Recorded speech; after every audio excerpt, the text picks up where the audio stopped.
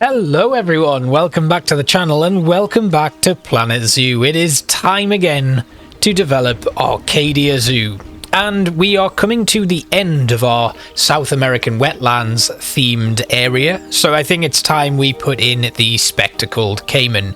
And there's quite a bit to do today, but I'm really looking forward to showing this one off and showing you how we did it all. So without further ado, let's just dive straight into our speed build, and I'll talk a lot more as we go on as usual. So it all starts with our staff building today, and I wanted to make a nice little mix of two different colours of concrete with some Arctic wood framework, just to give it a little bit of a structure and variety within the actual design of the building. Now we don't have any side supports on this window. I just thought it would be quite nice to just have the wooden structures. We put a couple of decals on here because it is a spectacled caiman habitat, so playing around with a few decals and just making it a little bit obvious that this is that sort of habitat would be a good idea. It also adds a little bit more of a detail to the build. We used some of these primitive circles and just coloured them a little bit differently to make it look a little bit more like some sort of sign that indicates that this is the spectacled caiman habitat and it's the staff entrance. Then I wanted to create something that kind of resembled the conservation boards but not using them. So I used some of the pallets and then ran a couple of Spanish hanging moss pieces to it just to make it look a little bit like a conservation board type thing, where we've got these creeping vines running up them and growing out of them. Put in a couple of bromeliad plants as well just to flesh it all out a little bit more. I then actually used a couple of animal transport crates that are from a pack that I am going to link down below in the description that are available on the workshop. So I'll just bring these over and you can see what they're all about. It's a great little pack, and there's a couple of different transport crates here that you can incorporate into your builds, and they just save you a little bit of time in designing them. So I brought this large one in and then one of the smaller ones as well, because you can see the roots of the bromeliad plant sticking through there. I'm totally butchering the pronunciation of that piece of foliage, but yeah, I just wanted to distract from those roots that are creeping through. So we put a few different pieces in and around it just to hide them a little bit more. Then obviously we needed to decorate the interior of this staff building, which is going to be a little bit more of the detailed development within this build, because it's going to be quite an open space that's just going to have a load of blanket foliage coverage on it. It would be nice to put our details in somewhere else, so we hung a couple of bits and pieces from there, and that was it. I was pretty happy with how that looked. We then brought in the usual water buckets and storage items just to add a little bit more detail to it, and then a little bit of a drain there as well, so that if obviously there's any leaks and spills, it will go down that drain and filter out into the habitat itself, which again is a nice little touch. Then the decals coming in with some moss and leaf coverage and stuff, just to make this look a little bit like there's stuff that needs to be cleaned up in here, and a couple of sweeping brushes and things just to really finish it all off and make it look like a workspace. Now, I could have gone a little bit further with this and put some more pieces of detail in there with some shelving units and things like that just to finish it all off, but I thought a nice window on this side would look a little bit better, as this is actually going to look out over the water where our caiman are going to be able to swim. So we added another window just in the very same kind of format that we've done so far for the rest of this build, bringing down the wooden structure there to make it look like there's some at least timber frame on the upper and bottom portions of the building itself. We don't need sides supports in here because it's made out of concrete. It would add a little bit of an extra bit of detail on there, but I didn't think it was necessary. Now we're going to put a roof on this whole structure, and then we'll put it into place in the rest of the build. Again, I came back in and put a little bit more cardboard and extra boxes and stuff in there as well, just to add some finishing touches of detail in. And then we actually needed to put a light on the outside part, and then I would be putting a interior light in as well once we'd finished decorating the door frame. This is actually going to be our habitat entrance gate, so we need to make sure that it's all lined up properly, which we will finish off when we actually move the whole building into position. It did fit, but also I had to do a little bit of adjustment on the actual barriers of the habitat, which does happen quite frequently in the rest of this build. You'll also notice that there's a few background pieces in here that I did need to finish off just to provide a little bit of structure to the exterior of our location and make sure that those little pieces were filled in. Now, I tried a multitude of different build pieces here to get our roof into like ship shape, but the palm thatch roof didn't work, and the new Indonesian ones, they don't have some of the pieces that I would need to make it effective. So all of this thatching and stuff that we were going to put on there eventually got abandoned, and I replaced it with the standard wood roof pieces. That just gave us an opportunity to mess around with the colours as well, and also we could bring in some nice framework just to complete the actual build. Another thing about this habitat is that it actually represents the final habitat in our tropical South American themed area that is part of our wetlands biome.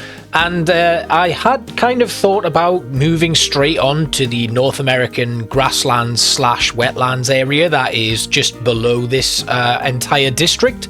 But I've decided instead of doing that, we're actually going to move on to our mountainous biome next, because this habitat actually backs out onto that. And as you'll see later on, we do run a path that will link guests with that new biome on this side, which is great because we also have one on the opposite side of our mountain biome, which means guests have 2 ways to get through here, and hopefully it'll also offer a thoroughfare going all the way through the mountain biome that can then link up with our wetlands biome. So there's a lot of kind of synergy between the 2 areas, and it just makes sense that we now just move on to that new area instead of going down into our American grasslands / wetlands area. And it gives us an opportunity to play around with some new animals that we may not have seen before in any of my builds, so that was another reason for it. So anyway, we'd finished off the basic structure and some interior decoration on this build, and it was just about moving it into position. Now obviously we had to do a little bit of barrier adjustments, and that's all been done off camera, but everything lines up very nicely. Next, it was time to put in our barriers. Now we only have barriers on one side here really, and it's just to give our guests a nice open viewpoint, and we are basically redesigning some of the barriers that we already have in. Now this barrier, you may recognize it, it's actually from the opposite habitat here, which is our mixed species tropical themed habitat that's got like the maned wolf, the capuchin monkeys and all of that in. And I just wanted to bring that in and continue the lower theme of that barrier, so we had some synergy across our habitats. But we decided to use some of the Indonesian mossy stone blocks and decorative pieces to give this a little bit of a different feel. Now obviously the spectacled caiman, they're kind of traditionally South American, so it's not really a theme kind of synergy there, but I still think it looks really cool. Got to play around with some of the new pieces that came out with the tropical pack and just see how they fit into an environment. And I still think that they match the theme that we've got here. It's just got a little bit of a different flavor to it, which I think is really nice. So as usual, we kind of make our basic barrier and then start duplicating it and rotating it into position. And it's just a nice way to bring this whole habitat together and give it a little bit of a theme. So this carries on all the way around, and then obviously we need to get to a point, because we don't want our caimans to have full access all the way down this little river. We need to have a seal of some description to stop them swimming further down the stream. We don't want them to be able to do that. So what we do is we continue this along, and then we use a similar theme of barrier, but just give it a little bit of a grid on it, so the water would go through but the animals wouldn't be able to escape. I put a rock down there to signify the end of our barrier, and there you can see our finished kind of water gate, I guess. We take out most of the stuff here, including the glass pieces, and then put in some mesh in place of it, and then just add a trim on the top of it, which I think looks really cool. And again, we use those Indonesian pieces just to finish it all off. And the rock is very important because that's actually going to be the beginning of our rock work. Now, this has kind of got a little bit of rock work and a little bit of foliage work. So where the last couple of episodes have been heavy in one certain area, we've actually got a nice bit of duality in terms of the building of this one. It's kind of combined all three of the things that I like to do at various different stages. So there's some building work, which we've already seen, then a nice bit of rock work, and finally a nice bit of foliage work. So you get the the representation of all of the different build styles when you're putting together a Planet Zoo habitat. So I think it's kind of worked out pretty well. Anyway, first beginning of our rock work is to hide some of the garish looking path work that we've got in here already. And I basically did this little bit of detail here, and then we did a nice big swatch that essentially surrounds the habitat and gives us a nice marker for where we need to make improvements. Now obviously I don't want any of the rocks from here to go through into the building, so you can see we just keep checking back to make sure nothing's going in there. Having our random rotation on just gives us a nice constantly flowing piece of rock so that we can just adjust the position slightly and get it into place, which really helps with these quick rock builds and gives us a nice little bit of creative freedom with things as well. It's basically a lot less to think about when you're using that random rotation every time you go to a different rock. And you can see here we've duplicated some of our original pieces of rock and made a brand new kind of barrier in between the train tracks there. So that's going to be another little tunnel that goes through, and then you can see things starting to form up now. We have a definitive barrier kind of placement in there, and the habitat now has its full area. Now you might be wondering why we have these two voids, obviously where the train is going to come round. Why are Caiman unable to escape and get out into the park itself? And that's very very much down to a stream. So I built most of this habitat on stream, and I was wondering how I was going to be able to do this without having the actual gates in place for the barrier. Now, I don't know too much about the habitat gates and how they work in terms of having your vehicles going through them and if they automatically open and all of that sort of stuff. And also, once they're in place and once the track is in place, I think it's quite difficult to actually put them in. Thankfully, somebody on stream notified me that if you just put some common reeds upside down on your train track, they will prevent your animals from pathing, because obviously the reeds are a barrier plant, so you're traditionally supposed to use them to give animals a place to hide when they get stressed. And actually putting them upside down and then sinking them into the ground a little bit, you get a nice patch of land where your animals are unable to move. So we've basically put some upside down common reeds underneath the track, and that prevents our Caiman from escaping through the tracks. And I would like to kind of do things a little bit, you know, I wouldn't like to cheat it too much, so we just used a minimal number of them just to prevent escape through those tracks, and it allows our trains to just continue going through.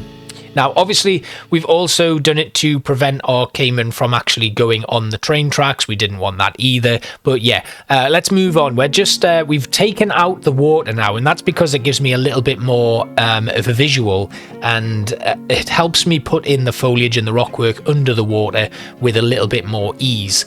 And you can see here, we're putting a lot of underwater eelgrass in here, just to really have this fleshed out. I really wanted it to be overgrown because we're quite lucky with the spectacled caiman in that they can have up to 100% coverage on their habitats, and I really wanted to lean into that. So I wanted to make sure that there was a lot of greenery around here.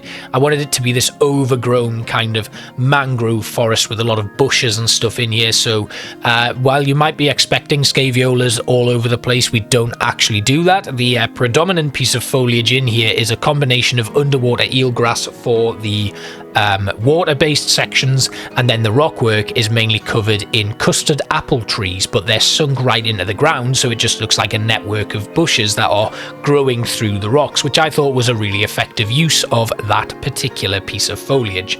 Now you can see here also we're putting in some tree ferns. They go under the water as well, and that just gives us some nice textured leaf work that goes underneath the water and just makes that area stand out a little bit more. Same with the water hyacinth, that goes in there as well. just to give us a nice palette and a nice bit of variation in our green spaces. And I just think that's really important to do. You can't go overboard with one particular piece of foliage unless you're willing to add a few more pieces in there as well to give it some variation. The fallen mossy tree once again makes an appearance here, and I just wanted to add this in to kind of make a little bit of a tree bridge going over here. It's nice to have things growing up out of the surface of your water when you're making builds in Planet Zoo. It just adds a little bit more of a lived-in feel to it and makes it look a little bit less manufactured, and I think it's really important to do that. I've never really been one to make these big manufactured builds. In fact, last week's build was probably the first one I've done where we've kind of made a big concrete structure that has been a very definitive area. Everything else is just meant to resemble natural landscape that we've fenced off. That's just how I wanted this zoo to be, and I think probably when we start opening up new zoos in this franchise, we'll make some adjustments and maybe do something a little bit more manufactured in terms of our development in our habitats. So yes, we're putting in our mangroves, and one thing I did really like doing in one of my previous builds was having these mangrove trees upside down so that the roots were just sticking out and the tree itself would be completely hidden. So that definitely makes an appearance, but now you can see why I wanted it to have this overgrown feel, because I wanted this to be a big mangrove forest based habitat. So you can see those root works are now sticking out as we're rotating things around, and some of them actually poke out above the water, which I think is a really nice little touch. And you can see right there, as we put the water back in, we get those lovely little effects of those root work sticking out a little bit more, which I thought was a really cool thing to do here. And then we go back in to do some more rock work, and this is just us filling in those gaps where we have those larger rocks, and we just need to make it look a little bit more natural, as if these cliffs have kind of built up a little bit more over time rather than just being dropped in, and you get that nice bit of variation, a little bit more of a dimension to the exterior of the habitat. Now, I thought about a number of different ways of how we would actually do the background here, and I was considering, you know, just bringing up the terrain to match it, or putting forests and stuff in the background and extending that rock network out a little bit more. And eventually what I decided to do was just have a path that laps around the entire habitat, makes a little rail bridge as our train comes out and passes through the habitat, and then goes up into our mountain biome, and you're going to see us doing that next. And I then thought, should I put in some custom fences here, which is why you can see at the moment there's no barriers on the actual path itself. And then I just decided, no, actually we're not going to do that. It's a little bit too elaborate. We've already done a very highly decorative habitat here. I don't think we actually then need to go the extra mile and put in a custom barrier on the pathwork itself. So we changed this to a mossy cobblestone path and just used the barriers that are kind of stock with the game. And as you can see, we were having a little bit of trouble with the pathing here, because obviously we've got that train track as well. And just looking around, you could see that we do back out onto our brand new mountain biome that we're going to start on in the coming weeks. So I decided to path all the way up to that biome and then just continue that path going all the way around. Then we flatten some terrain in our mountain section here, and then the path will magically link up with the rest of that biome, which means we now have an entrance and an exit, and a nice path that will flow through the entirety of our mountainous biome as well, which means we've got a really nice bit of synergy between these two habitats that allow guests to just walk at their leisure, going through each habitat and each biome. Obviously, we need to think about how it's all going to link up to Old Town, because at the moment, the only access to Old Town we have is via the train, which isn't working out too well for us, and then the long winding path that goes through the wetlands area and brings you out at the farms of Old Town. So that's a bit more of a management issue that we're going to need to come to. But back to our rock work, you can see here we're just making sure that everything's lined up nicely. We've got a nice bit of structure to it so that that path adheres adheres to this rocky outcrop that we're building up here, just making sure that nothing pokes through to interfere with that path, and also still looks natural within the habitat itself. This was really bitty, and it took quite a while to get this one done, but as you will all know, having played Planet Zoo a lot, the rock work is the most difficult one. And it brings me back to the comparison with Prehistoric Kingdom, which, if you caught the video earlier on in the week, it's a lot easier to do that, especially now that they've made adjustments to the textures so that you can make those rocks very large without too much issue with the textures. Previously, if you made adjustments to the scaling of the rocks and stuff, you would end up with some patchy looking textures as you scaled up smaller rocks, but now they've kind of sorted that out unless you go really large. Anyway, we're not playing Prehistoric Kingdom right now, we're playing Planet Zoo, and the rock work is a lot more intricate here, which is why it takes a lot longer to put things together. So this was really nice. It was great to see things coming together now though, and I'm actually really proud of this build and how it's turned out. All in all, actually, I think I'm getting a lot quicker with making these habitats. The total build time for this was probably around about 3.5 to 4 hours, which, when you factor in the fact that I streamed for about 2 hours the other night actually building this one, it gives a lot more scope for how quick things are starting to develop, and the more kind of experience you have within the game, the easier it is to put things together and just visualize things and then make them happen within the game. I've had a lot of trouble over the years and the amount of time that I've been playing Planet Zoo putting things together, where this habitat would normally probably take me about 6 to 8 hours. It's now not taking me anywhere near as long as that. We also didn't go too overboard on the strangler fig vines and roots, because they have been a huge part of a lot of the other habitats here, and I wanted to have things start to get a little bit clearer. This was another reason why I used those custard apple trees, which you will see a little bit later on when we actually start the foliage decoration of this video. Going from the scaviolas have a very obvious tropical look to them, and the textures are really quite stark. So when you have a big amount of scaviola coverage, you kind of want it to be right in the middle of a tropical area, whereas the custard apple tree could pass for being anywhere. It could be tropical, it could be temperate, it could even go as far as being kind of like a tiger-based thing. So to have that become the kind of signifier that we're now starting to change our theme, change our biome, and change the overall kind of foliage that we've got in here, custard apple seemed to be the best choice to start making that adjustment. Anyway, the one thing that we don't have right now is our ability to have our staff access various other areas in this habitat. You can see in the background there's a blood pumpkin there, and the staff can't access it. So we needed to make a little bit of a bridge here that would allow our staff members to gain access to every single part of the habitat. Now, the great thing about our staff is they can actually walk across the train tracks where our actual animals can't. So all we needed to do was make sure that there was a bridge for them to gain access to other sides of the habitat without causing too much of an issue.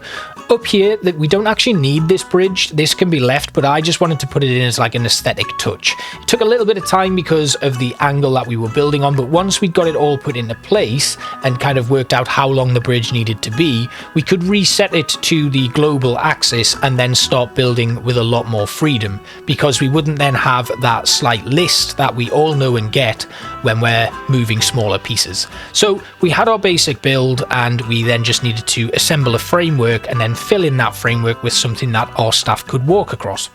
So this bridge, like I've said, isn't necessary, but I wanted to put it in because I thought it would provide a nice aesthetic touch. The staff can actually walk over the train tracks and then walk all the way around this habitat. The only place they can't access is that island in the middle. So all we would do is we'd finish off building this little bridge here, and then we would duplicate it so that there were actually two. One of them going to that little island in the middle, and the other one going across here right next to the train track. Originally, I'd wanted to build a train bridge that had a little staff walkway on one side. Unfortunately, when we built that train bridge, it cut off access to the small pond here and the mud bath for our spectacled caiman. So I did experiment with that and it didn't work. You'll also notice that we're building a barrier right in the middle here. That was just an aesthetic touch for me. Unfortunately, it also didn't work because our staff couldn't actually walk across it because there was something kind of going wrong with it. It basically gave them a really weird path. So eventually, we actually move this middle piece to either side. So we duplicate it and yeah. So that's basically what ends up happening, and you will notice that in the tour. I wanted to play around with these Indonesian painted wooden trims because I think they look so cool, and again it fits in with a little bit of the theme that we're going on here. Whilst the Indonesian theme is pretty unique looking, I do think it blends in very well with South American themes, so I don't really have much of an issue using these pieces, and I think it gives us a nice little bit of a difference compared to all of the other thematic stuff that we've been doing now, but it's not too much that it looks like an obvious change, and I think that's really important, that you continue to have these thematic synergies and thematic adjustments as you go from one area to the next. And we did have a little bit of trouble here because I didn't want to create overlapping textures. We ended up experimenting with a few different pieces and actually just settled on a large plank of wood eventually, because none of this seemed to work. I tried duplicating posts, putting in new things and different pieces, and none of it seemed to work. So eventually we just settled on the Indonesian stained timber pieces and then put one of the nice little signifiers right in the middle of that post, and it just made it stick with the theme without being too much of a distraction. And it also meant I didn't have to mess around with the length of things, because it needed to be this long, it couldn't be any shorter, and I felt if I was to make it a bit of a longer bridge, it would cause too much of a distraction within the build. But once we'd finished that, we just put it into place, and then we needed to build up a little bit of a rockwork structure to make sure that everything fit in together nicely. Now obviously the trim was starting to cause a little bit of an issue as we zoomed out, so we just duplicated that and made it a little bit thicker. I could play around and make some rotations to the actual trim there, but I didn't want to. I thought it was fine as it was. It's not too much of a distraction with the whole piece in general. Then we made some rocks and just put some in here nice and flat, just to make sure that it was supported. We didn't want this bridge to be floating, so having some rock structures in there really helped to flesh it out, and we could actually extend some of the supporting beams that are in the middle there all the way down, but like I said, we end up moving that to either side of the bridge. We could still continue to do that and have it go all the way down. I was just a little bit concerned that it would again cut off our caimans' access to the other area of the habitat. Next, we move into our foliage, and here you can see us putting in that custard apple tree, and I just think they stick out really nice. And we didn't put a lot of flowering plants and pops of colour in this one because I didn't think it was necessary. You can already see as well at the back here, this is some of the adjustments that I was talking about earlier on to some of the exterior pieces that aren't actually part of the habitat. So this tunnel for the train, the exit here, has all been finished off now with some nice boulders and rock work, and then a little bit of greenery just to flesh it all out even further and make it look like it's finally part of the actual zoo, as opposed to just a construction site that's kind of got this weird emergence coming from it. It also meant that the tunnel was finally finished, and we would just need to go back to the other side when we actually do our mountain biome and then make those adjustments in that new part of the zoo. Then we came in with some nice elephant ear plants and lots of different textures and leaf work just to finish it all off. You can already see as well the barriers in the background there with that lovely mossy cobblestone blocks there going in place for our path. And then we just did a couple of finishing touches with some scaevola bushes, lobster claws and plumeria flowers, and then sealed off the rest of this mud bath by covering the horrible looking exterior of it and just put in some rocks and stuff, and it looks like it's part of the environment now. I think this is probably the best cover-up job I've done in terms of those mud baths, so I was really happy with that.